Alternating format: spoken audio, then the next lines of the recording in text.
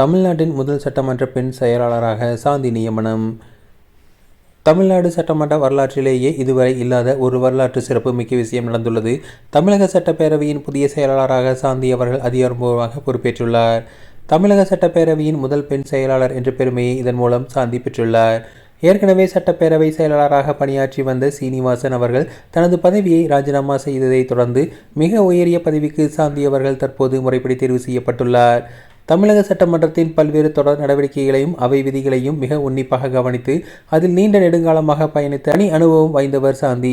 தனது திறமையான பணிகளின் காரணமாக இவர் கடந்த மார்ச் மாதம் தான் தமிழக சட்டப்பேரவையின் சிறப்பு செயலாளராக பதவி உயர்வு பெற்றிருந்தார். இவருக்காக அதிகாரப்பூர்வ பணி வாய்ப்பு மற்றும் பதவிக்காலம் வரும் ஜூலை மாதத்துடன் நிறைவடைய இருந்த சூழலில் இவருடைய பணிக்காலம் மேலும் ஓராண்டு அதிரடியாக நீடிக்கப்பட்டு தற்போது ஒட்டுமொத்த சட்டப்பேரவையின் முதன்மைச் செயலாளராக தமிழக அரசு இவரை நியமித்துள்ளது. சட்டப்பேரவை செயலாளர் என்பவர் ஒட்டுமொத்த சட்டமன்றத்தின் மிக உயரிய நிர்வாகத் தலைவராகவும் சபாநாயகரின் முதன்மை ஆலோசகராகவும் செயல்படும் அதிகாரம் படைத்த IAS அந்தஸ்து கொண்ட அதிகாரியாவார்.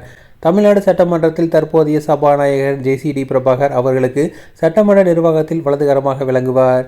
மாநிலத்திற்கான புதிய சட்டங்களை இயற்றுதல், சட்டமன்ற கூட்டத்தொடர்களை சட்ட விதிகளின்படி சுமூகமாக நடத்துதல் மற்றும் சட்டமன்ற உறுப்பினர்களுக்கு தேவையான அத்தனை நிர்வாக உதவிகளையும் நேரடியாக செய்து முடிப்பது இவருடைய முதன்மையான கடமையாகும். மேலும் சட்டமன்ற கூட்டத்தொடர் எந்த தேதிகளில் கூட்டுவது என்பதற்கான முறையான அரசு அறிவிப்பை வெளியிடுவது மற்றும் கூட்டத்தொடருக்கான முழுமையான நிகழ்ச்சி நிரலை முன்கூட்டியே தயாரிப்பது இந்த செயலாளரின் பணிகளுக்குள் அடங்கும். பேரவையின் ஒட்டுமொத்த நிர்வாக கட்டமைப்பையும் இவருடன் விரல் நுனியிலேயே இயங்கும் என்பது குறிப்பிடத்தக்கது.